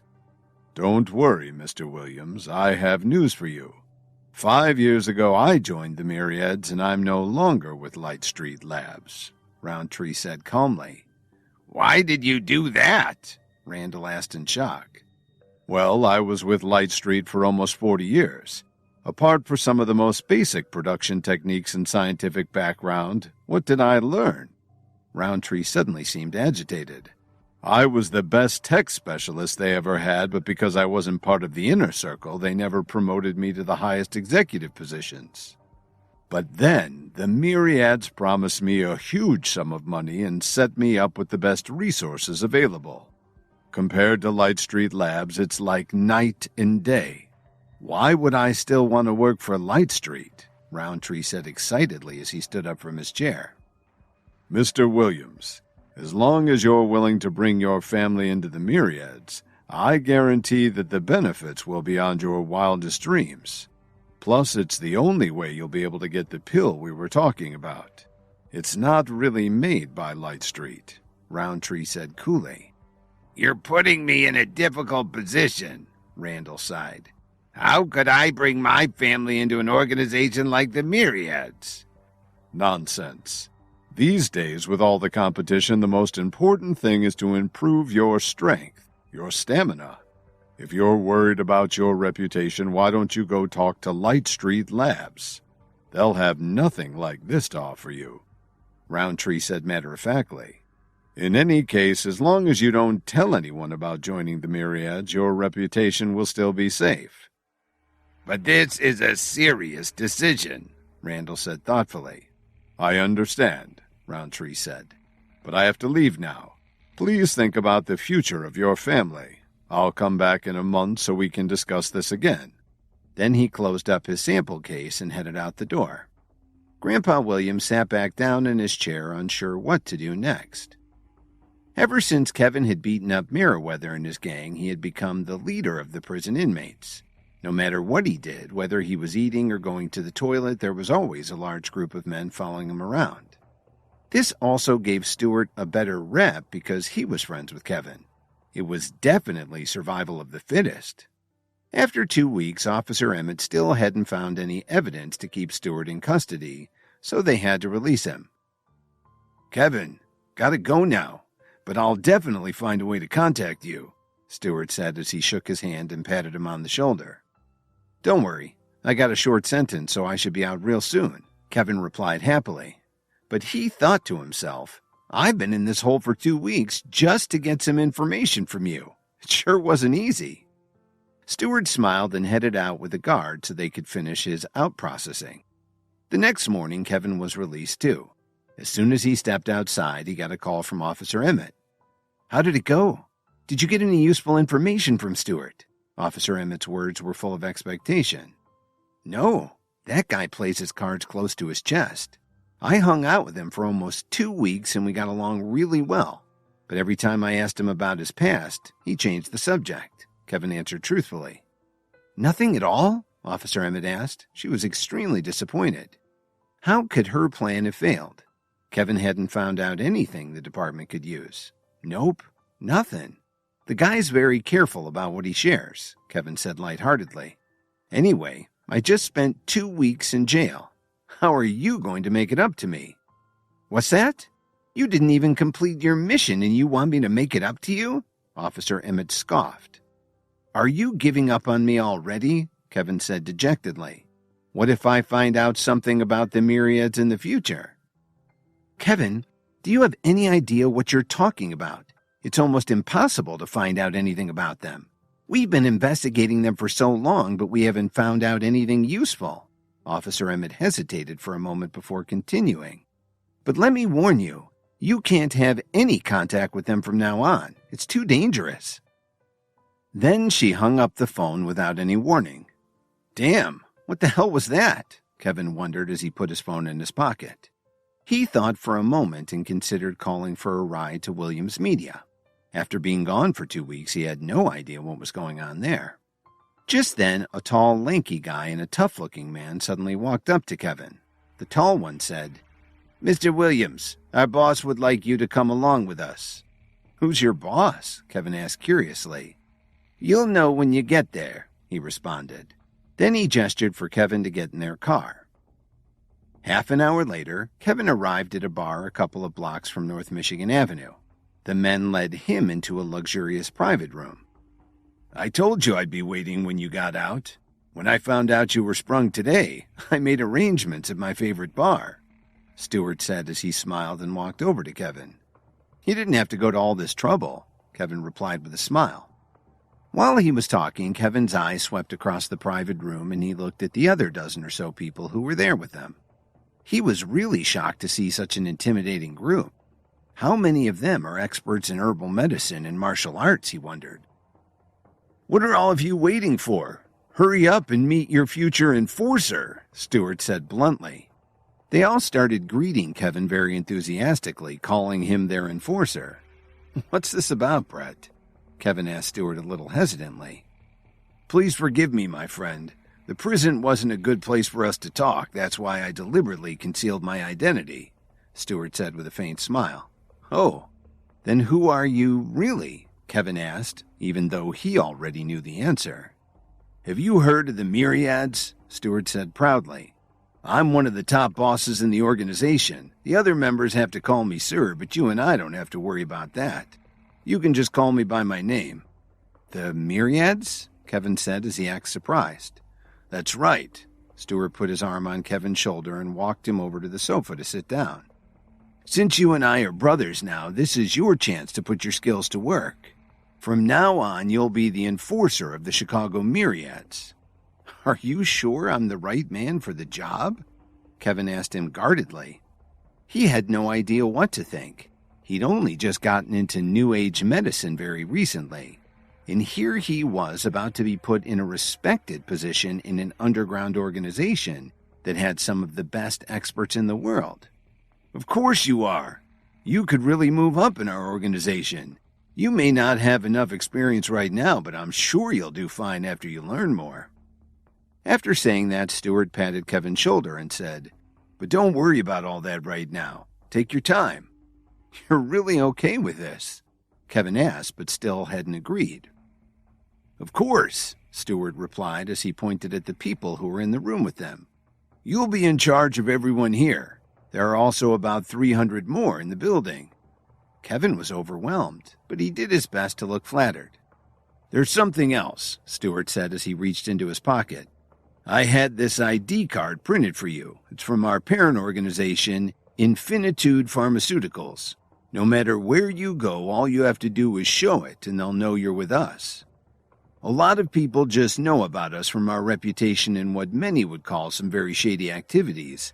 But we're making great strides in cutting-edge combinations of traditional herbs and modern medicine. The market's going to explode, especially with rich and powerful clients, and we're at the forefront, Stewart explained to Kevin in detail. How can I resist such a generous offer? Kevin said with a smile as he accepted the card. That's great, Stewart replied as he stood up from the sofa and walked toward the door.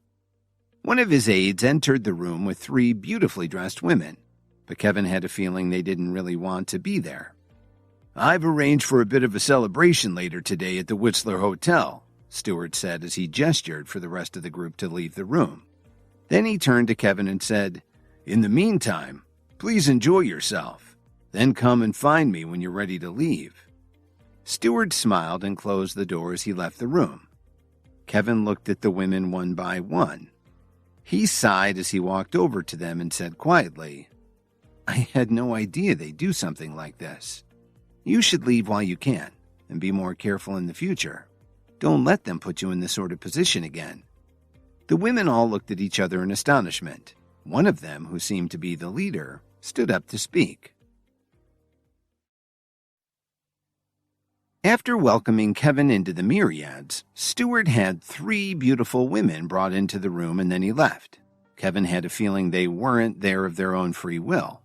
And anyway, he was married to Lily, not that he would have taken advantage of the situation.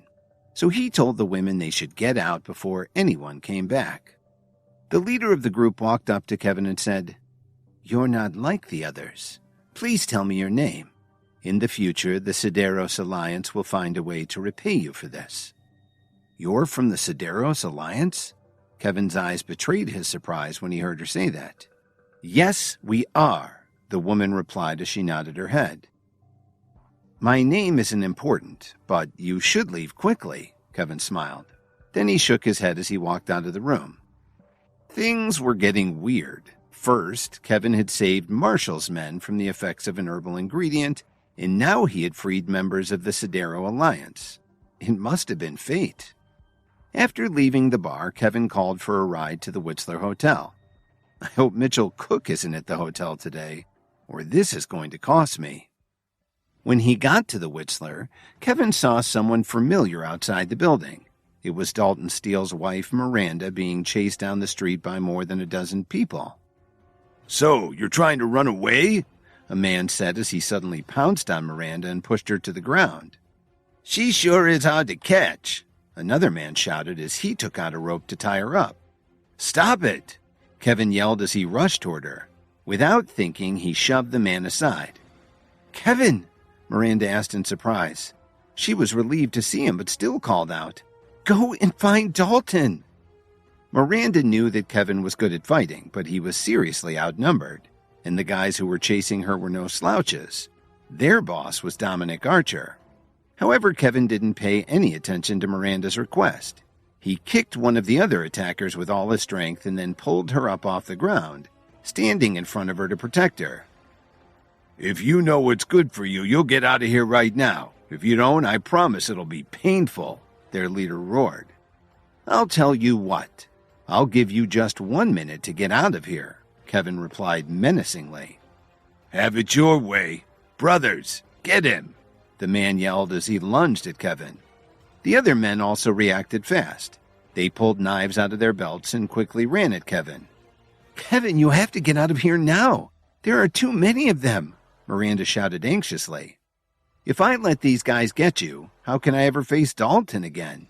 Kevin answered as he stood his ground. He knew how dangerous these people were. If they took Miranda, there's no telling what they would do to her. Kevin had no choice. Just stay behind me, he said to Miranda as he threw a backhand at the man closest to him. Then he stepped back so that he could keep protecting her. Screw you, the man yelled as he got up from the ground holding his head. Then he said to the others, Hit him again. Kevin saw that they had nowhere to run. It looked helpless. But somehow he felt a surge of energy flowing through him, and it wasn't adrenaline. Kevin was stronger than any of these guys, but there were way too many of them coming from every direction. One of them got past Kevin and swung a billy club at Miranda's head. Watch it! Kevin shouted as he threw one of the attackers aside and blocked the strike. Kill him! The group's leader shouted as he rose from the ground and slashed at Kevin's back with his knife. His clothes instantly turned red from all the blood. By now, they were all surrounding Kevin armed with crowbars and knives. Kevin was in intense pain from the cut, but he still didn't stop protecting Miranda. "Damn it," the leader growled as he spat at Kevin. "Finish them off." "Kevin, don't worry about me. Save yourself," Miranda said tearfully. Ever since Dalton and Kevin became brothers, Miranda hadn't thought that much of Kevin. Even though he had helped her, it seemed that a lot of times it was just dumb luck. But seeing Kevin risking his life to save her deeply moved Miranda. She wished she could tell her husband that he'd chosen his friend wisely. A few of Stewart's men had gone outside to see if Kevin had arrived yet, and they saw the fight. One of them yelled, "What the hell's going on? They're attacking our enforcer!"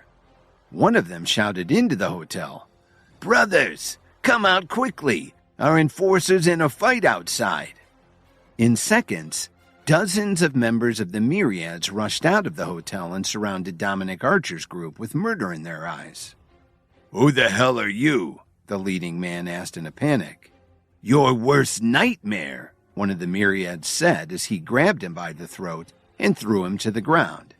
As more and more of them rushed out of the hotel to help Kevin, Dominic's men had no choice but to surrender. When he saw Kevin covered in blood, Stewart shouted, "Toss them into the Chicago River!" Then he picked up Kevin, who was barely conscious, and asked him, "Are you all right, brother?" "Kevin, can you hear me? Please hang on." Miranda sobbed as she put her hand on Kevin's blood-stained cheek.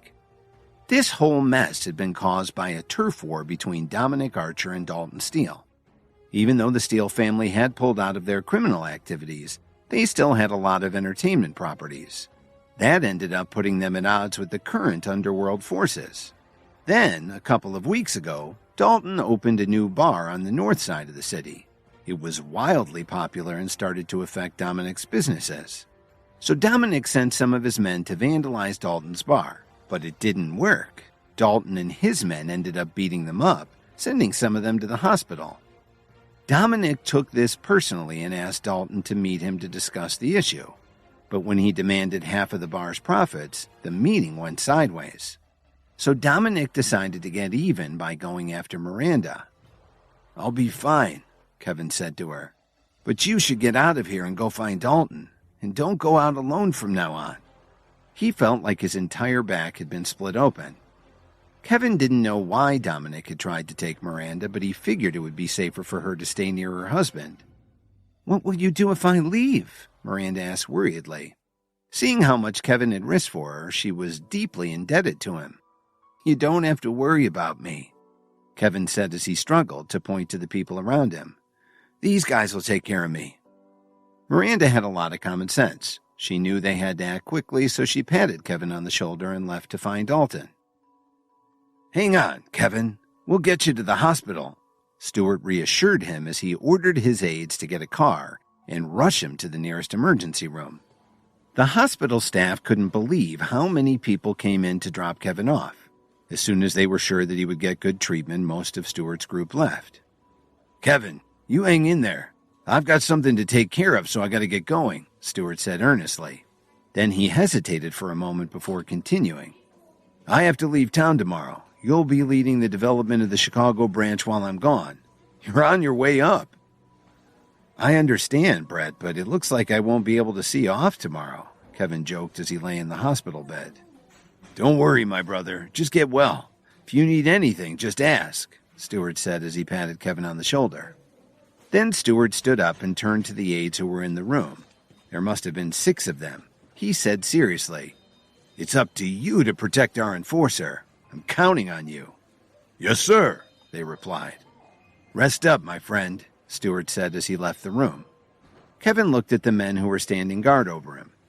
"What are your names?" Kevin asked the 2 who were standing by the window. "I'm Spencer, but you can call me Spence," the first one answered. "And I'm Derek," the other man replied. Kevin took a breath and said to them, "From now on, the 2 of you will be my deputies in the Chicago branch. When I'm not around, you'll be in charge." "Thank you. We won't let you down," Spencer said to him gratefully. We're just getting things off the ground, and I'll be here for a while, so I'm counting on you to take care of things," Kevin said faintly. The two of them understood what he was asking and got very excited. "Anything you say, sir," Derek promised. "Go ahead. There's lots to do, and take the other guys with you," Kevin said as he gestured for them to leave the room. Once he was alone, Kevin called Miss Wilson and asked her to come to the hospital if she had the time. "It looks like things are going to get pretty hairy in Chicago," Kevin thought to himself. "I have to make sure everything's in place so that the company can survive." A while later, Miss Wilson quickly walked into the room and saw all the bandages on Kevin's body. Her eyes grew wide as she asked him, "Sir, what happened?" "I'll be fine. Just tell me what you found out," Kevin answered. He didn't want her or anyone else to know that he was involved with the Myriads now.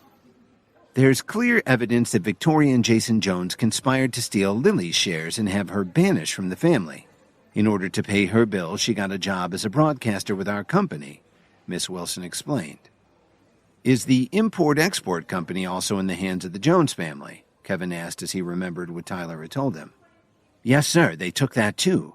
But Mr. Dawn personally took over the company and ran it into the ground, causing the Jones family to lose close to $400 million, Miss Wilson replied with a faint smile. Even though she didn't know what the relationship was between Kevin and Lily, as an outside observer, she felt that the Jones family had gone too far this time. "Please log in and arrange to have $100,000 transferred each day to Lily's payroll account. Make sure it's from my personal account, not the company's," Kevin said firmly. He still wanted to make sure that Lily was taken care of, even though they were separated right now. "One more thing. Did you ever find out why those advertising companies pulled their contracts?" Kevin asked worriedly. "Sorry, sir, we still haven't made any progress on that," Miss Wilson said awkwardly. "By the way, are my parents doing any better?" he asked. Alan and Susan should have been discharged from the hospital by now. He didn't want them to go back to their home in the country because he was too worried about what the Williams family might try to do to them. "After I heard from Dr. Willow, I bought an apartment in the Salix Leaf complex, in your name, of course," Miss Wilson recounted to Kevin. Kevin nodded his head to show that he approved. Then he said, "Thanks.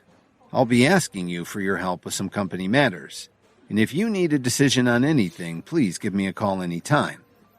Since there were so many people and organizations trying to gain a foothold in Chicago, Williams Media was his only chance to stand up to them. "You can rest assured that I'll take care of the company's affairs while you recover. If there's nothing else, I'll head back to the office," Miss Wilson replied as she walked to the door. While he was lying in the hospital bed, Kevin started to think about how he could make some money from selling New Age herbal medicine, especially after seeing that bidding frenzy at the auction. His phone vibrated, snapping him out of his daydream. He looked at the caller ID and answered, "Hi, Marshall. It's been a while. What have you been up to lately?" "Sorry, Kevin. I've been getting a surprise ready for you," Marshall said cheerfully. "What surprise?" Kevin asked apprehensively. "I saw how well you could refine herbal medication, so I got some of my men together to find you tons of herbs and stuff. I'm wondering where you want me to send them," Marshall asked anxiously. "What kind of herbs?" Kevin asked excitedly. "Not just herbs, but flowers, spices, things from all over the world," Marshall said as he listed a lot of exotic ingredients. "Sorry, Kevin, I've been getting a surprise ready for you," Marshall said cheerfully. "What surprise?" Kevin asked apprehensively. "I saw how well you could refine herbal medication, so I got some of my men together to find you tons of herbs and stuff. I'm wondering where you want me to send them," Marshall asked anxiously. "What kind of herbs?" Kevin asked excitedly.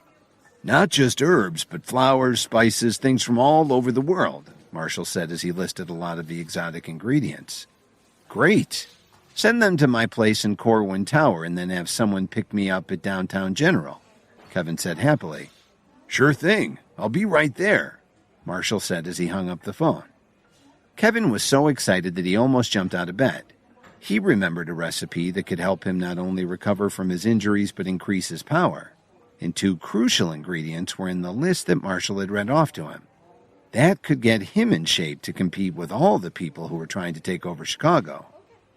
"I've never really felt that strength was so important, until now," Kevin thought to himself. And his books contained even more information and lost recipes that he hadn't even read yet. About half an hour later, Marshall stopped by to pick up Kevin from the hospital. When they stepped off the elevator into the penthouse, Kevin saw a dozen large black bags piled up in the living room. Even from 30 feet away, he could smell their medicinal fragrance. "We got you only the best," Marshall said with a big grin. "Let's get everything moved in," Kevin said excitedly. He couldn't wait to get started. After Marshall picked Kevin up from the hospital, he drove him to his apartment at Corwin Tower. On the way there, Marshall ordered his men to deliver all the herbal ingredients they'd obtained as a surprise for Kevin. When they got off the elevator and stepped into the living room, Kevin was amazed at what he saw. A few minutes later, he saw that half of the herbs had already been piled up in the living room. He was overjoyed. "Thank you for all your hard work," Kevin said happily. "Later on, bring your guys over to the Whistler Hotel for dinner. My treat." "Thank you, Kevin," Marshall replied amiably. Kevin didn't say anything. He was focused on all the medicinal herbs filling his living room. Marshall understood Kevin's preoccupation, and he very tactfully said goodbye and headed for the elevator. Ignoring his injuries, Kevin let out a whoop and rushed over to look through the bags. He picked out all the ingredients for the first pill that he planned to make. At the same time that Kevin was turning his apartment into a New Age medical lab, Lily was broadcasting a live show. Ever since she started doing live broadcasts, she'd taken on a beautiful glow. She also attracted tons of fans who sent her donations or bought memberships. As soon as Lily started her show, a fan with the username Immortal Sword Inheritor sent her a series of donations for her account. "Thank you, Immortal Sword Inheritor," Lily immediately replied to express her gratitude. But then the Legend of the Sword posted a comment. "Goddess, why don't you do a sexy dance?" "I'm sorry, I never learned to dance," Lily replied shyly. She'd never even been to a nightclub, let alone gone dancing. This immediately ticked off Immortal Sword Inheritor, who replied, "Is this your first live stream? Don't you know I've donated more than anyone else? You need to do what I say." As soon as this comment was posted, Lily's feed was flooded with requests for her to dance. They said things like, "Are you some kind of a newbie? And would it kill you to dance?" Lily blushed as she read the comments. She knew that if she disappointed her fans, they might stop sending her donations, which she really needed now that her income had dropped so much. Lily began to stand up from her chair, but just as she was about to dance, someone using the handle Mighty Moose donated $50,000. When this happened, everyone started commenting, telling her she had an admirer and she had to do whatever Mighty Moose wanted. Lily was speechless for a second and got very excited at all the activity in her comments. She'd been live streaming for a while now and nobody had ever donated more than a couple $1,000s. Then Mighty Moose posted a comment saying, "Now that I'm the high tipper, I have a request. Just talk for a while. Don't bother doing anything else." This immediately shut down Immortal Sword Inheritor and everyone else. Nobody could afford to compete with Mighty Moose. "Thank you, Mighty." But before Lily could finish speaking, she saw that her fan had already left. Meanwhile, Kevin was at his apartment in Corwin Tower putting ingredients into a medicinal cauldron that he'd had delivered. As long as he was going to dive into this, he wanted to do it right instead of just improvising with casseroles and pressure cookers from his kitchen. Based on the instructions in his books, he set the flame and started to refine his pill. Time seemed to stand still, but after about a half an hour, the cauldron began to bubble.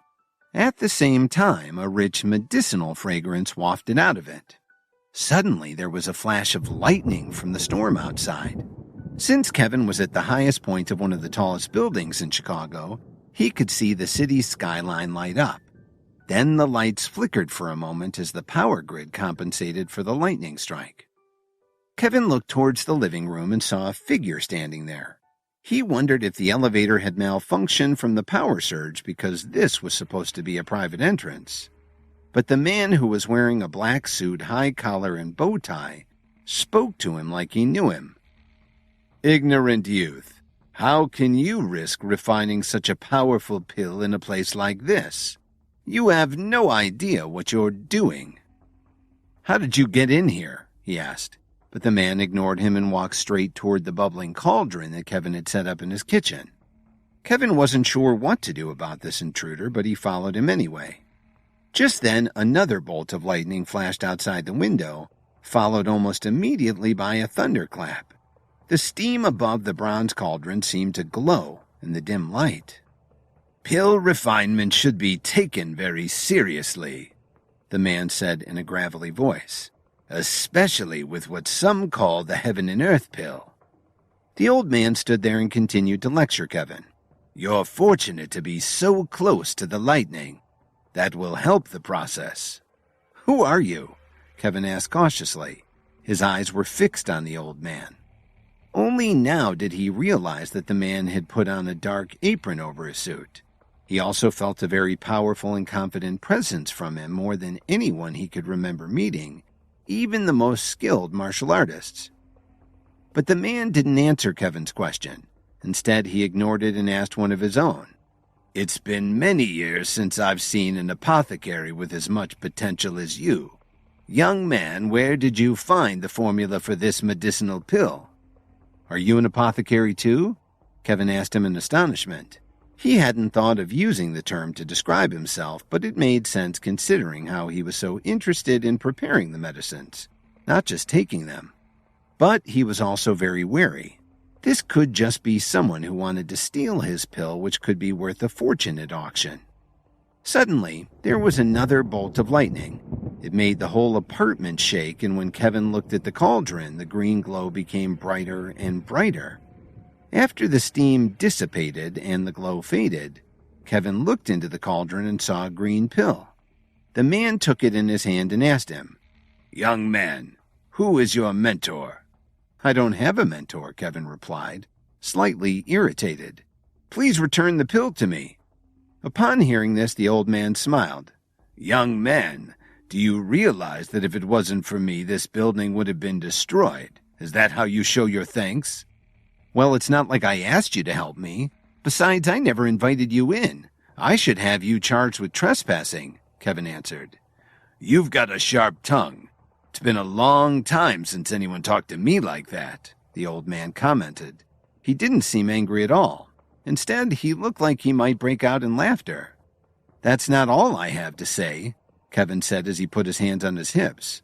The old man suddenly stepped right in front of Kevin and looked him deeply in his eyes. "I see that you have some talent. Why don't you take me as your mentor?" "Are you kidding?" Kevin said with disdain. "First, you steal my pill, and now you want to be my mentor. Why would I do that?" "You," the old man was about to say something when he suddenly frowned. "They're here already? Do as I say and you might survive. Then you can decide if you want me as your mentor," the old man said as he put his hand on Kevin's shoulder. Kevin felt faint and sat down on the sofa.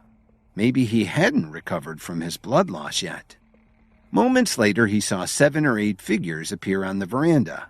They were all dressed differently, like they were wearing Halloween costumes. "What's that fragrance? A pill?" a middle-aged man in a long brown cloak asked as he sniffed the air. "I didn't know there were any apothecaries in Chicago," said a woman who was dressed in a white kimono. "It looks like he's gone," a muscular man with a greedy look in his eyes said to his companions. "That must be some pill." Another man who looked like he was dressed for a Renaissance fair said dejectedly, "I thought I'd be able to meet a master apothecary, but it looks like I came here for nothing." They all left in disappointment. Then 2 more figures suddenly appeared on the veranda. Kevin frowned and asked, "Who are they?" "Don't make a sound," the old man replied as he immediately covered Kevin's mouth. Kevin watched as the 2 figures looked around the balcony. They seemed to disappear and reappear as the lightning flashed. The storm finally moved off over the lake and they disappeared again. Kevin felt a little better and wondered if he'd just been dreaming. Who were those people? Were they really here? He asked. The old man replied haughtily, Some people regard them as powerful leaders, but to me they're just a bunch of clowns. Kevin finally snapped out of it and asked, Now will you give me back my pill? Is that all you can think of? If it wasn't for me, those people would have found you just like I did. Do you think that the delivery of such an enormous quantity of herbal ingredients would go unnoticed? Do you still want your pill? The old man lamented. Just return it to me or I'll call the police, Kevin said impatiently as he held out his hand. The old man casually tossed the pill to Kevin. I've returned your pill to you, but isn't there something you should return to me? He asked mysteriously. What would that be? Kevin had just asked this question when he saw the old man staring at his ring. He immediately realized who he was. You're the Night King from the Alliance? I'm glad you know who I am, the man said with a smile. So tell me, do you think I'm qualified to be your mentor now? Kevin frowned. He didn't know what kind of person the Night King was, but he knew the man was powerful, and he knew how fearful Marshall was of him. After thinking for a moment, Kevin took off his ring and said, You can have it. It's just a ring.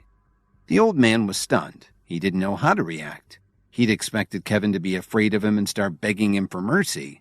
Who would have thought that he would simply return the ring? You really don't know who you're dealing with, do you? The Night King said angrily as he glared at Kevin. Kevin smiled when he saw him act like this. Then he very politely asked, Will you please be my mentor? Kevin wasn't a fool. He knew how important it was to have guidance, especially someone as strong as the Night King. Now he could make some progress. That's more like it, the man answered. I wish you'd said something earlier, Kevin said jokingly. You've got to do something about your attitude, the Night King said. Then he pulled a dagger out from his jacket and said, But I don't have time to argue. Consider this a gift from mentor to pupil. Is that the Night Dagger? Kevin asked in shock. You know about it, the Night King said with a hint of surprise in his voice. I read about it in a novel, Kevin answered. He wasn't ready to tell him that he'd read about it in the book that he'd taken from Marshall's office. It was said that the dagger didn't need to be wiped after it was stained with blood. It had been forged in a way that kept any liquids from sticking to its surface. As the Night King handed the knife to Kevin, he told him, This dagger has been with me for many years, guarded with your life. Kevin nodded as he looked wide-eyed at it. The handle fit his palm comfortably. There was a small pommel to keep it from slipping out of his grip. He noticed that it felt very cold against his skin. Since I've passed it to you, it's like the dagger recognizes you as its master. Take care of it, the man told him. Then the Night King said solemnly, As your training progresses, I hope that you can strive to take my place one day. Thank you, Kevin said very respectfully. Now take the pill that you just made. I'll stay with you in case there are any unwelcome side effects, the old man said as he walked back to the living room. For the next 2 weeks, the Night King stayed in Kevin's apartment, teaching him arcane skills and passing on his knowledge. Kevin made rapid progress. Finally, one day as they were sitting in the living room, the Night King got up from the sofa saying, That's all we can do for now. The rest will come to you as you practice. There are some matters that I've neglected for a while. How can I contact you? Kevin asked reluctantly. He hadn't known him for a long time, but Kevin felt a connection and mutual concern. There's no need to contact me. I'll come find you as I did this time. For now, just keep practicing, the Night King replied as he patted Kevin on the shoulder and headed for the elevator. As the doors closed and Kevin was alone again, his phone suddenly rang. Miss Wilson, what's the matter? Kevin answered. Sir, there's going to be a banquet in Chicago tonight. Williams Media is expected to be represented along with the city's other business leaders. Do you have time to go there? She asked cheerfully. It doesn't sound like I need to be there. You always do a fine job representing the company, Kevin replied. He really just wanted to stay in his apartment and work on everything the Night King had taught him. It wouldn't be right for you to skip this event. A lot of people still don't know who you are. If you showed up for the banquet, it would cause a lot of excitement, and we could use the opportunity to publicize Brittany and our new client, Charity Boyer. Miss Wilson advised him gently. Kevin realized his new vocation would have to wait a little bit. Maybe it would be good to take a small break.